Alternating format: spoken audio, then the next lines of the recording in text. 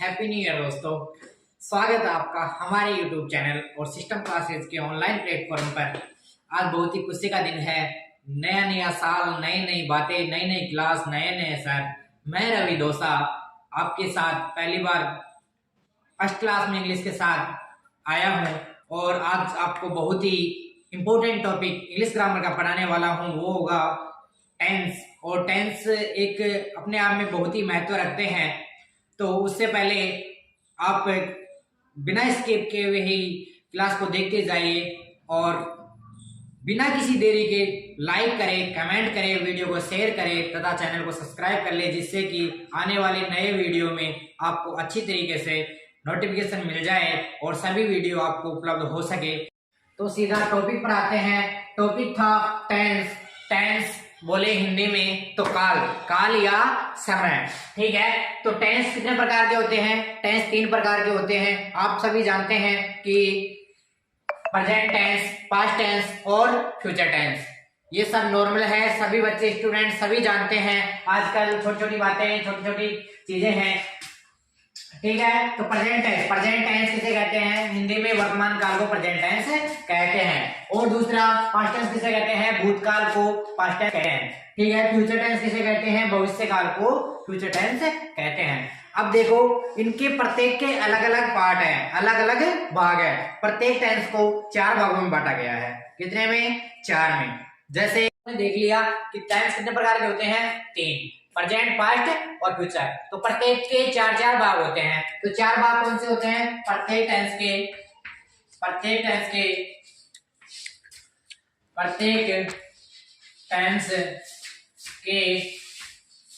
4 भाग होते हैं। 4 भाग होते हैं। 4 भाग होते हैं। यस, 4 भाग होते हैं। यानी 4 टेंस कितने थे? 3 इंटू 4, तो टोटल टेंस कितने हो गए? 12। फुल टेंस कितने हो गए? 12। बिल्कुल 12 हो गए। तो 4 भाग कौन कौन से हैं वो देखते हैं।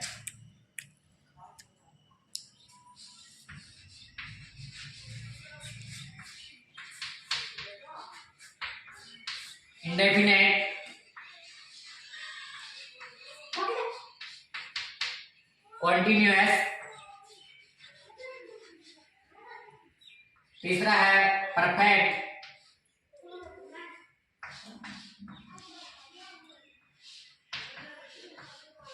और चौथा है परफेक्ट कॉन्टिन्यूअस। कौन सा? Perfect continuous. परफेक्ट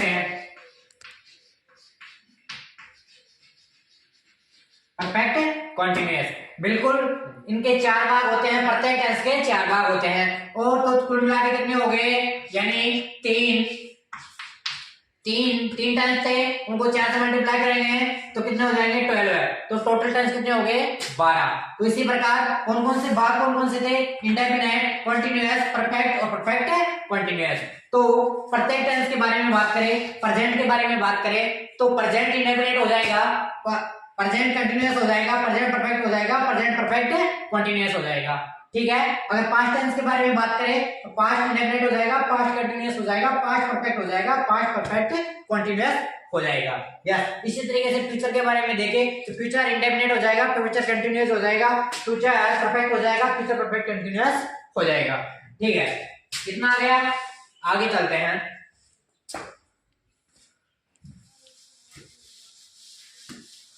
अब बात करेंगे सेंटेंस। सेंटेंस किसे कहते हैं? सेंटेंस क्या होता है? सेंटेंस को हिंदी में क्या कहते हैं? एक वर्ड है सेंटेंस।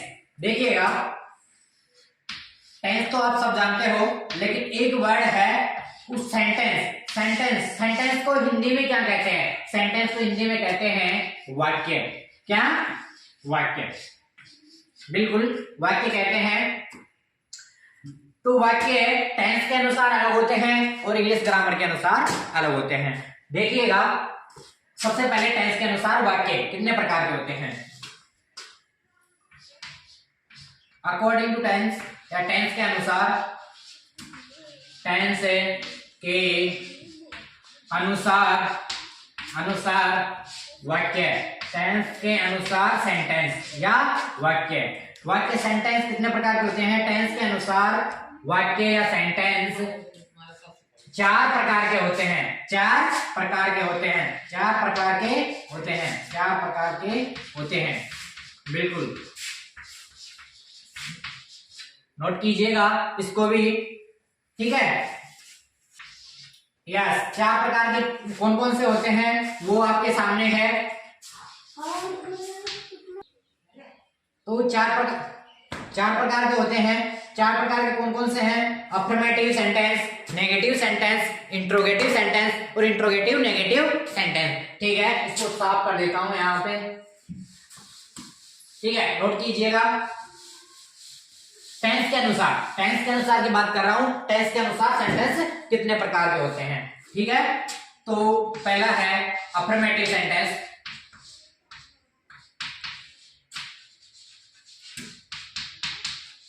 अफर्मेटिव सेंटेंस, इसका हिंदी में क्या होता है? हिंदी में क्या होता है? साधारण वाक्य। साधारण वाक्य।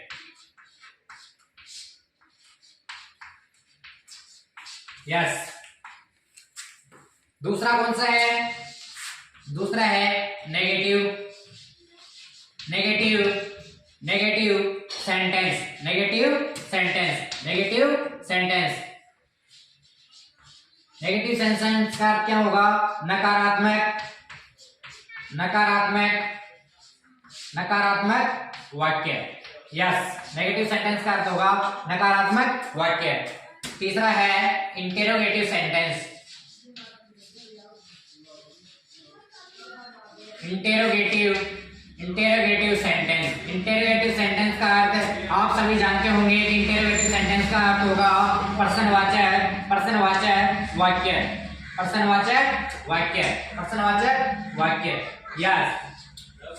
यस।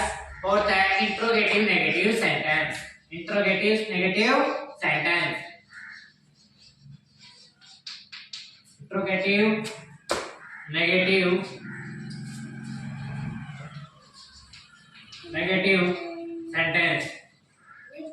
Negative sentence. तो प्रश्नवाचक नकारात्मक वाक्य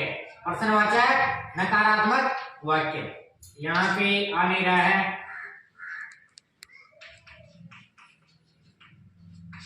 वाक्य हिंदी में आप याद कीजिएगा, प्रश्नवाचक नकारात्मक वाक्य। यस।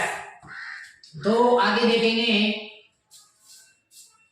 कि ये कौन को किसके प्रकार हुआ? ये हुआ टेंस के प्रकार। टेंस के अनुसार सेंटेंस के प्रकार। अफर्मेटिव सेंटेंस, इसका अर्थ होता है साधारण वाक्य। उसके बाद में देखा नेगेटिव सेंटेंस, इसका अर्थ होता है नकारात्मक वाक्य। उसके बाद में देखा इंटरोगेटिव सेंटेंस, इसका अर्थ होता है प्रश्नवाचक वाक्य। उसके बाद में होता है इंटरोगेटिव नेगेटिव सेंटेंस, इसका अर्थ होता है प्रश्नवाचक नकारात्मक वाक्य। तो आप उनने क्या क्या देखा? यस, टेंस देख लिया, टेंस कितने प्रकार के होते हैं, टाइप ऑफ टेंस, फिर उनके प्रकार देख लिए, उनके प्रकार के बाद में सेंटेंस देख लिया। टेंस के अनुसार सेंटेंस 4 प्रकार के होते हैं। 4 प्रकार आपने यहाँ पे देख लिया है। इसके बाद में देखेंगे ग्रामर के अनुसार सेंटेंस, ठीक है। यहाँ पे नोट कर लीजिएगा, मैं साफ कर लेता हूं तब तक। इसको भी मैं साफ कर देता हूं। तो इंग्लिश ग्रामर के अनुसार सेंटेंस, ठीक है। इंग्लिश ग्रामर के अनुसार सेंटेंस या वाक्य 5 प्रकार के होते हैं। 5 प्रकार के होते हैं। बिल्कुल 5 प्रकार के होते हैं। होते कौन कौन से हैं वो आपको दिखाते हैं। शायद ही आपने कभी नहीं देखा होगा कि ऐसा होता होगा या नहीं होता होगा, लेकिन किसी टीचर ने बताया है या नहीं बताया है। लेकिन ग्रामर के अकॉर्डिंग स्टेप बाय स्टेप चलते हैं। तो ग्रामर में, इंग्लिश ग्रामर के अनुसार सेंटेंस 5 प्रकार के होते हैं। और वो कौन से होते हैं देखिएगा। फर्स्ट है असर्टिव सेंटेंस। असर्टिव सेंटेंस का अर्थ होता है assertive sentence. Assertive sentence, assertive sentence का अर्थ होता है साधारण साधारण साधारण वाक्य, साधारण वाक्य। उधर अफर्मेटिव का अर्थ भी क्या हो रहा था, साधारण वाक्य। इसमें भी असर्टिव का अर्थ क्या होगा, साधारण वाक्य। उसके बाद में interrogative, interrogative sentence. Interrogative sentence का अर्थ क्या होगा, उसमें भी इंटेरोगेटिव सेंटेंस था, इसमें भी इंटेरोगेटिव सेंटेंस है, तो इसका प्रश्नवाचक वाक्य। दोनों में ये तो सेम चलता है, लेकिन इसके अलावा जो अलग चीज है वो आएगी, देखिएगा। तीसरा है इंपरेटिव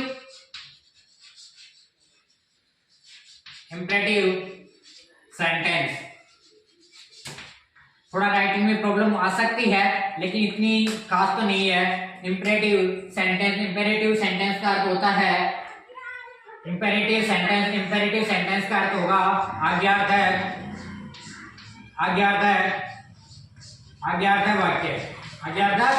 वाक्य, ठीक है। उसके बाद में चौथा है ऑप्टेटिव,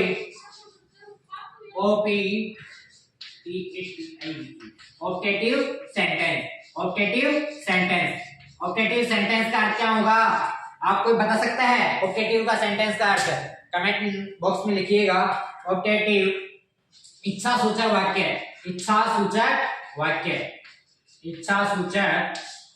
वाक्य, ये ग्रामर के अनुसार है इच्छा सूचक वाक्य। इसके बाद में 5वें नंबर पे आएगा एक्सक्लेमेटरी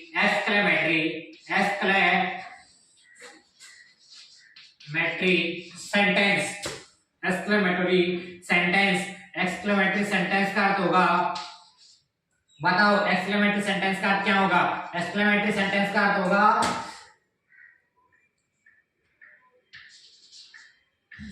आश्चर्य सूचक वाक्य। यस, ये ग्रामर के अनुसार हो गया। ग्रामर के अनुसार टेंस के अनुसार 4 प्रकार के सेंटेंस थे। वो कौन कौन से थे? आपने देखा कि affirmative sentence, negative sentence, interrogative negative sentence. उसके बाद में देखा कि इंग्लिश ग्रामर के अनुसार सेंटेंस कितने प्रकार के होते हैं। इंग्लिश ग्रामर के अनुसार सेंटेंस होते हैं 5 प्रकार के। 5 प्रकार कौन कौन से थे? वो थे assertive sentence, interrogative sentence, imperative sentence, optative sentence और exclamatory sentence। यस, ये 5 प्रकार थे। इसके बाद में अपन देखेंगे सेंटेंस का रोल खत्म हुआ, देखिएगा।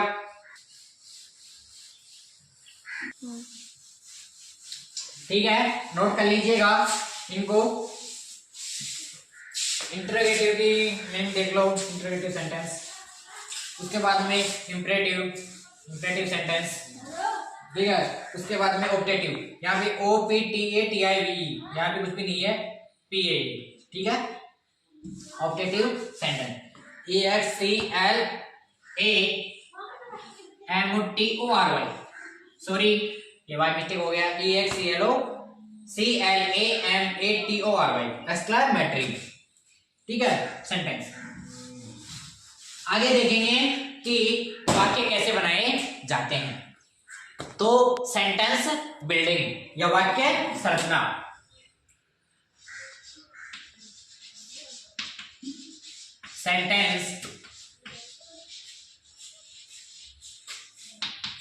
सेंटेंस बिल्डिंग या वाक्य बनाना या वाक्य संरचना, या वाक्य कैसे बनाए जाते हैं वो देखते हैं। मेन है वाक्य कैसे बनाए जाएंगे, किस अकॉर्डिंग बनाए जाएंगे, किस रूल से बनाए जाएंगे। तो इंग्लिश ग्रामर के अनुसार होता है या टेंस के अनुसार होगा कि plus object plus complement plus adverbial. ये वाक्य की मेन संरचना है, सेंटेंस बिल्डिंग है ये। इसी से सेंटेंस, ज्यादातर सेंटेंस इसी से बनेंगे, ठीक है। तो इसके याद कीजिएगा, subject plus verb plus object plus complement plus adverbial, ठीक है। इसके बाद में सबसे पहले ये सब्जेक्ट होता क्या है उसके बारे में चर्चा करते हैं कि सब्जेक्ट होता क्या है। सबसे पहले डाल लेते हैं अपन सब्जेक्ट, एस का अर्थ होता है सब्जेक्ट, सब्जेक्ट क्या होता है? सब्जेक्ट होता है भाई कर्ता। कर्ता हिंदी में इसे क्या बोलते हैं? कर्ता। और कर्ता किसे कहेंगे? कार्य करने वाले को। कार्य करने वाला क्या कहलाएगा? कर्ता। ठीक है। अब कर्ता कितने प्रकार के होते हैं इंग्लिश के अंदर? अरे भाई इंग्लिश के अंदर कर्ता होता है दो, सिंगुलर और प्लूरल। ठीक है। तो इसमें दो प्रकार के सब्जेक्ट कितने प्रकार के होते हैं इंग्लिश में? दो, सिंगुलर सिंगुलर सिंगुलर सिंगुलर और प्लूरल। प्लूरल सिंगुलर सब्जेक्ट और प्लूरल सब्जेक्ट। सिंगुलर सब्जेक्ट और plural plural subject. Plural subject. अब सिंगुलर सब्जेक्ट कौन कौन से होते हैं और प्लूरल सब्जेक्ट कौन कौन से होते हैं? सिंगुलर सब्जेक्ट का अर्थ होता है एक वचन, एक वचन, एक वचन कर्ता, एक वचन कर्ता। और प्लूरल सब्जेक्ट का अर्थ होता है बहुवचन कर्ता, बहुवचन कर्ता। यस, बहुवचन कर्ता, बिल्कुल बहुवचन कर्ता होता है प्लूरल सब्जेक्ट का अर्थ। तो सिंगुलर एक वचन कर्ता कौन कौन से हैं इंग्लिश के अंदर? एक वचन कर्ता कौन कौन से हैं? देखो, एक वचन कर्ता है he, she, it और them। he, she, it, them। he, she, it, them। किसी का भी नाम हो सकता है। ठीक है। प्लूरल सब्जेक्ट के अंदर आएगा I, we, you, they। I, we, you व they। I, we, you, they। या बोल सकते हैं एक से अधिक, एक से अधिक। ठीक है। तो इसको नोट कीजिएगा। सेंटेंस में सबसे पहला नंबर आएगा सेंटेंस बिल्डिंग के अंदर सब्जेक्ट का। तो सब्जेक्ट कितने प्रकार के होते हैं? सब्जेक्ट दो प्रकार के होते हैं। दो कौन कौन से होते हैं? सिंगुलर सब्जेक्ट और प्लूरल सब्जेक्ट। उसके बाद में आपने देखा कि सिंगुलर सब्जेक्ट कौन कौन से होते हैं? वो होते हैं he, she, it, them। और प्लूरल सब्जेक्ट कौन कौन से होते हैं? वो होते हैं I, we, you, they या एक से अधिक। ठीक है। इसके बाद में बात करेंगे अपन वर्ब की। ठीक है। इसको नोट कीजिएगा, फिर मैं साफ कर देता हूं। ठीक है, नोट कीजिएगा और याद करते जाइएगा, साथ के साथ में याद करते जाइएगा। आपके लिए बहुत ही हेल्पफुल होने वाला है ये वीडियो और आगे देखते जाइए। इतना विस्तार से कोई भी टीचर नहीं पढ़ाता, ज्यादातर डायरेक्टली ही पढ़ाते हैं। डायरेक्टली टेंस से स्टार्ट करेंगे, प्रेजेंट पार्टिसिपल करेंगे, फिर प्रेजेंट इंडेफिनिट से स्टार्ट कर लेंगे। मैं आज बोल रहा हूँ, आपको सच बता रहा हूँ कि इतना कोई भी नहीं पढ़ाएगा। ठीक है। सेकंड है वर्ब। तो वर्ब भी दो प्रकार से होती है। वर्ब भी यानी होती है वर्ब, और वर्ब का मतलब होता है क्रिया। वर्ब का मतलब क्रिया का मतलब क्या होता है? क्रिया। क्रिया तो आप जानते हो, क्रिया किसी कार्य का करना, यानी कि हिलना, डुलना, पढ़ाना, ये सब कुछ यानी कि करना। मैं क्या कर रहा हूँ इस टाइम पे, मैं लिख रहा हूँ, ये भी क्रिया है। खाना पीना सोना, ये सब कुछ क्रिया है। तो वो हिंदी में चलता है, हिंदी में अपन सब जानते हैं। लेकिन ग्रामर, इंग्लिश ग्रामर के अनुसार और टेंस के अनुसार दोनों अलग अलग टाइप से होती है। इंग्लिश ग्रामर पहले बात कर लेते हैं ग्रामर के अनुसार। ग्रामर के अनुसार अकॉर्डिंग टू ग्रामर के अनुसार वर्ब दो प्रकार की होती है। वर्ब दो प्रकार की होती है। कौन कौन सी होती है? ट्रांसिटिव और इंट्रांसिटिव। ट्रांसिटिव वर्ब यानी होता है सकर्मक क्रिया, और इंट्रांसिटिव का अर्थ होता है एकर्मक क्रिया। जब हम हिंदी ग्रामर में भी देखते हैं सकर्मक और एकर्मक क्रिया। तो आइए लिखिएगा ट्रांसिटिव।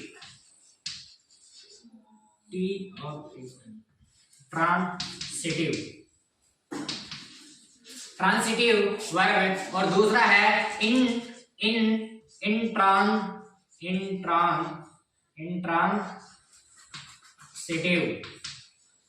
वर्ब। ट्रांसिटिव का अर्थ क्या होगा? सकर्मक क्रिया, यानी कि ट्रांसिटिव वर्ब। और इंट्रांसिटिव वर्ब का अर्थ होगा एकर्मक क्रिया। अकर्मक क्रिया। यस, बिल्कुल आपने सही देखा। इसके बारे में विस्तार बाद में देखेंगे, वर्ब पढ़ेंगे, अलग से पढ़ेंगे, उस टाइम पे देखेंगे। अभी इतना ही काफी है। ग्रामर के अनुसार कितने प्रकार की होती है क्रिया, वर्ब की बात कर रहे थे, वर्ब यानी होती है क्रिया, ठीक है। उसके बाद में ग्रामर के अनुसार कितने प्रकार की होती है, ग्रामर के अनुसार 2 प्रकार की होती है। दोनों कौन सी है, ट्रांसिटिव और इंट्रांसिटिव। ट्रांसिटिव का अर्थ होता है सकर्मक क्रिया, इंट्रांसिटिव का अर्थ होता है अकर्मक क्रिया। उसके बाद में देखेंगे अपन टेंस के अनुसार, ठीक है। ये है ग्रामर के अनुसार वर्ब, और अब देखेंगे टेंस के अनुसार कितने प्रकार की होती है। टेंस के अनुसार, बिल्कुल टेंस के अनुसार, यस, टेंस के अनुसार, टेंस के अनुसार वर्ब, टेंस के अनुसार वर्ब। ये भी 2 प्रकार की होती है, ये भी 2 प्रकार की होती है। तो टाइप की है हेल्पिंग वर्ब, इसको शॉर्ट में लिखते हैं HV, और दूसरी है मेन वर्ब, इसको शॉर्ट में लिखते हैं MV, ठीक है। तो हेल्पिंग वर्ब का अर्थ होता है सहायक क्रिया, सहायक क्रिया। और बात करेंगे मेन वर्ब की, तो मेन वर्ब का अर्थ होता है मुख्य क्रिया, साथ साथ बोलते जाइए, मुख्य क्रिया। हेल्पिंग वर्ब कितनी होती है, हेल्पिंग वर्ब होती है 24। और मेन वर्ब देखिए कि वर्ब की फर्स्ट फॉर्म, वर्ब की सेकंड फॉर्म, वर्ब की थर्ड फॉर्म, और वर्ब की में आईएनजी, वर्ब की फर्स्ट फॉर्म के अंत में आईएनजी, ऐसे कुल मिला के 4 होती है। तो देखेंगे कि हेल्पिंग वर्ब सहायक क्रिया कौन कौन सी होती है। ये चॉइस तो होती है, लेकिन चॉइस होती कौन सी है, तो देखिए मैं आपको बताता हूं। आपने सुना है दैनिक जीवन में भी काम आने वाली है, हर वाक्य, हर सेंटेंस के अंदर काम आएगी। देखो, do does did, is am are was were, has had, shall should will would can could, यू to need dare ought to. क्या बोले, बार होगा, लेकिन फिर से रिपीट करता हूं। Do does did, is am are was were, has had, shall should will would, यू to need dare ought to, ठीक है। इनको मैं नोट करवाता हूं आपको। ये 24 हेल्पिंग वर्ब हो गई जो मैंने अभी बोली है, और ये चार ये मेन वर्ब है, वो है वर्ब की फर्स्ट फॉर्म। मेन वर्ब 4 होती है। 4 कौन कौन सी होती है आपको पता है। 4 होती है कि वर्ब की फर्स्ट फॉर्म, वर्ब की सेकंड फॉर्म, वर्ब की थर्ड फॉर्म, और वर्ब की फर्स्ट फॉर्म के अंत में आईएनजी, ठीक है। ये मेन वर्ब होती है। तो अपन पहले बात करेंगे हेल्पिंग वर्ब की। हेल्पिंग वर्ब को विस्तार से देखेंगे। Do does did is am are was were, has had, shall should will would can could, यू to need dare ought to. इनको विस्तार से देखेंगे और देखते हैं कि 24 कौन कौन सी होती है। इनको यार इसको साफ कर दूं मैं, ठीक है, मैं साफ कर देता हूं। सेंटेंस बिल्डिंग पढ़ रहे थे अपन ने, सब्जेक्ट देख लिया, वर्ब देख रहे हैं, उसके बाद में ऑब्जेक्ट और कॉम्प्लीमेंट और एडवर्बियल, ये तीनों को भी देख लेंगे, ठीक है। तो उसके बाद सबसे पहले लिखते हैं हेल्पिंग वर्ब। बिल्कुल हेल्पिंग वर्ब में देखिएगा, हेल्पिंग वर्ब पहली है, इनका अर्थ होता है सहायक क्रिया, सहायक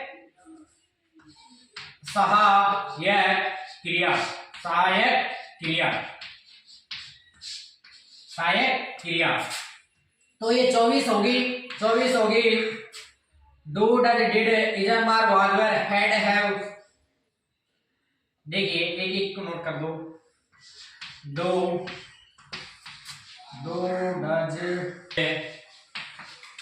does did, is am are was, do does did, is am are was were, has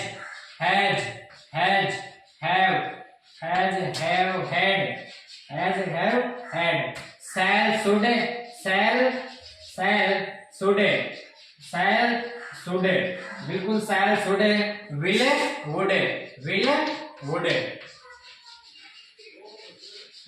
would, can could,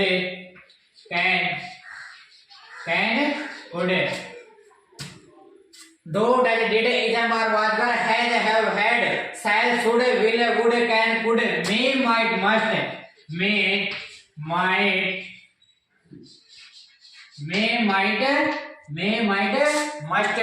may might must, ठीक है, दोबारा देखो, do does did is are was were has have had shall should will would can could may might must used to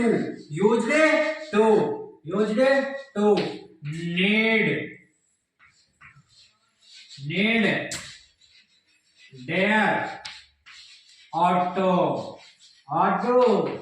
ठीक है, ये आपकी 24 helping verb हो गई complete. Do does did is are was were has had shall should will would can could may might must यू to need dare ought to. बिल्कुल ठीक है, गिन सकते हो आप कितनी हो चुकी है। और उसके बाद में लिखेंगे मैन वर्ब। इसको साफ कर देता हूं, तब तक नोट कीजिए, नोट कर लो, सबको याद होनी चाहिए, इतना कोई नहीं बताएगा। मैं गारंटी के साथ कह सकता हूं कि एक बार याद कर लोगे तो कभी नहीं भूल पाओगे।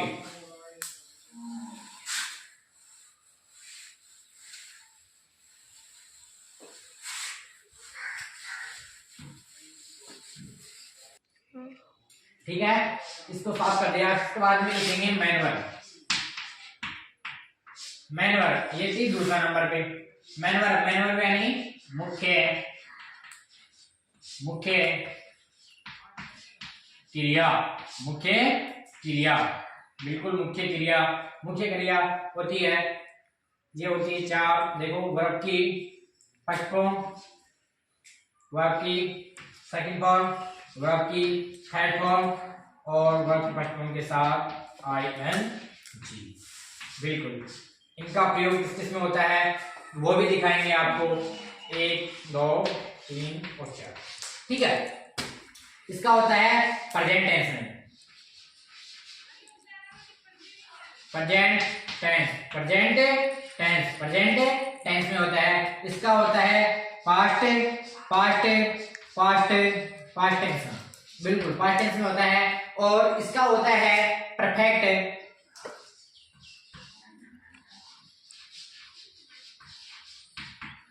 टेंस में। ठीक है, और इसके बाद में ING।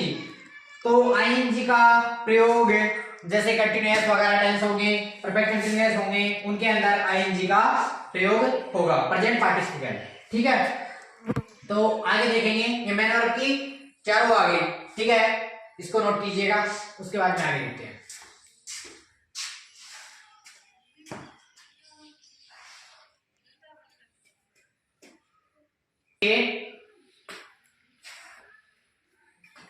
उसके बाद में था सब्जेक्ट हो गया, वर्ब हो गया, उसके बाद में नंबर है ऑब्जेक्ट का। तो ऑब्जेक्ट देखिए, ऑब्जेक्ट क्या होता है? ऑब्जेक्ट होता है कर्म। देखो, है नंबर पे था ओ का है ऑब्जेक्ट। ऑब्जेक्ट का अर्थ होता है कर्म। किसको, किसने, ठीक है, इसके संबंध में। तो ऑब्जेक्ट भी दो प्रकार के होते हैं। ऑब्जेक्ट कितने प्रकार के होते हैं? दो प्रकार के होते हैं। ठीक है, कौन कौन से होते हैं, कोई बता सकता है? Direct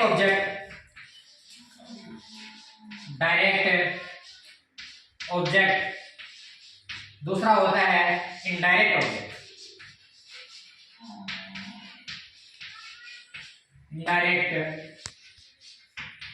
object. आप सोच रहे होंगे कोई परीक्षा में आएगा क्या?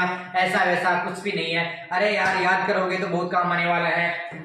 ठीक है, तो इसलिए कंटिन्यूअस रखिए और ऐसा ना हो कि स्किप कर दे वीडियो को लगातार देखते जाइए, तभी यानी कि शुरू से लेके एंड तक देखोगे तभी जाके कुछ हो सकता है। टेंस को अच्छे से समझने हर किसी के बस की बात नहीं होती है।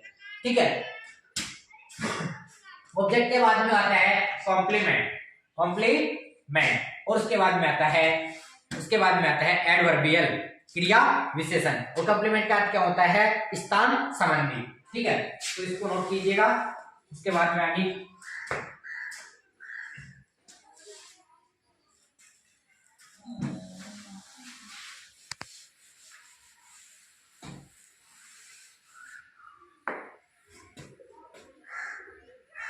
चौथे नंबर पे था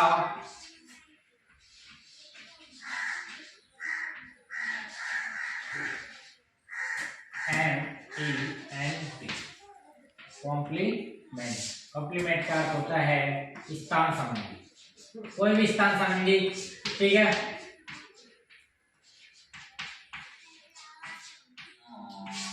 ठीक है, स्थान संबंधी। इसके बाद में है पांचवा एडवर्बियल। यहाँ पे एक ये बिल्डिंग थी, सेंटेंस बिल्डिंग थी, तो एक अर्थ होता था स्वीकार ये, ठीक है। एक अर्थ होता है एडवर्बियल। एडवर्बियल का अर्थ क्या होगा? क्रिया विशेषण, क्रिया विशेषण, ठीक है। ये लास्ट में आता है, कई कई सेंटेंसों में काम आता है, ज्यादातर सेंटेंसों में काम नहीं आता है। तो आपने अभी तक देख लिया है सेंटेंस, टेंस के प्रकार देखे। टेंस के प्रकार 3 होते हैं, प्रत्येक के 3 के 4 भाग होते हैं। उस हिसाब से इंडेफिनेट हुआ, कंटिन्यूअस हुआ, परफेक्ट हुआ, परफेक्ट कंटिन्यूअस हुआ, ठीक है। उसके बाद में आप लोगों ने देखा कि और परफेक्ट कंटिन्यूअस, ठीक है। इस हिसाब से टेंस के प्रकार हो गए थे। उसके बाद में आपने सेंटेंस देखे, सेंटेंस ग्रामर के अनुसार अलग अलग थे, 5 प्रकार के थे, और टेंस के अनुसार 4 प्रकार थे, ठीक है। तो ग्रामर के अनुसार देखिए, तो ग्रामर के अनुसार 5 प्रकार कौन कौन से थे? असर्टिव सेंटेंस था, इंटरोगेटिव सेंटेंस था, इंपरेटिव सेंटेंस था, एक्सक्लेमेटरी सेंटेंस था, ऑप्टेटिव सेंटेंस था। उसके बाद में टेंस के प्रकार देखिए, तो टेंस के अनुसार था अफर्मेटिव सेंटेंस था, नेगेटिव सेंटेंस था, इंट्रोगेटिव सेंटेंस था, और इंट्रोगेटिव नेगेटिव सेंटेंस था। उसके बाद में आपने देखा कि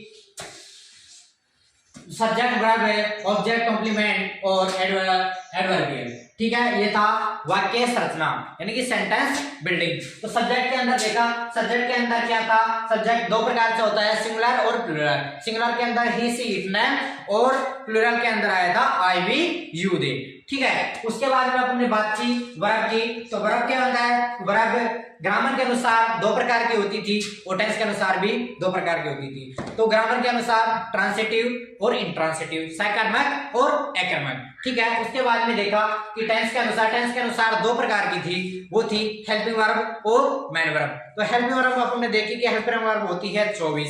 कौन कौन सी होती है? Do, does, did, is, are, was, were, has, have, had, shall, should, will, would, can, could, we, might, must, यू, to, need, dare, ought to।